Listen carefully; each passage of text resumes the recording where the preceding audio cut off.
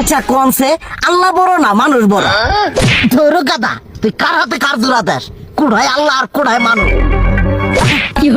যেটা কবার কইছে ওইটা কন। আল্লাহ বড় না মানুষ বড়? আল্লাহই তো বড়। আল্লাহ বড়, তাহলে আল্লাহর কথা না হইনা মানুষের কথা শুনেন কে? তুই কি কইতাছস? কি আর আল্লাহর কথা মানে না মানুষের কথা মানে? হ্যাঁ, কি আর মানুষের কথা শুনেন তাই না? আমনে যে ওই দিনকে ডায়াবেটিসের রোগ নিয়ে যে হাসপাতালে গেলেন, ডাক্তার আপনার কত কিছু খাবার না করলো, সব কিছু না খাই এখন চলতেছেন। তাহলে আল্লাহ যে আপনারে কইছে যে হারাম খাবার না, সুদ খাবার না, কই আপনি তো কাম কাজ বাদ দিয়ে এলাকার মধ্যে টাকা পয়সা না গায়ে খালি ওইলে দিয়েই খান, নিজেরা টিয়াও হালাল ভাবে কামাই করেন না, ওই সুদ তো না কয়টা টিয়া করে লাভ আহে ওইলে দিয়ে দিয়ে চলে না, পেট বড় বানাইছেন। শুনেন একটা কথা কই, হারামের কোনোদিন আরাম নাই।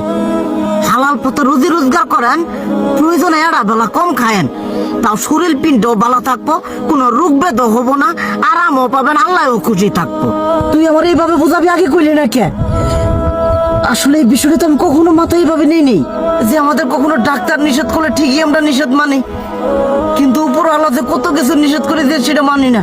আর এই যে হারাম পথে টিয়া পয়সা কামাই করতেছেন, শরীরের মধ্যে দুনিয়া রোগ বেত হয়েছে, দেখা যাইতেছে যা টিয়া হারাম পথে কামাই করতেছেন তার তো বেশি টিয়া মনে করেন জ্বলেই যাইতেছে গা বেশি। আজকের পর থেকে আমি আর এই হারাম সুদ খামো না, আমি হালাল পথে চলবো, হালাল টাকা পয়সা ইনকাম করবো। এতে করে যদি একবেলা কমও খাইতে হয় তবুও খামো, তবু আমি আর এই হারাম পথে চলবো না। আচ্ছা ঠিক আছে।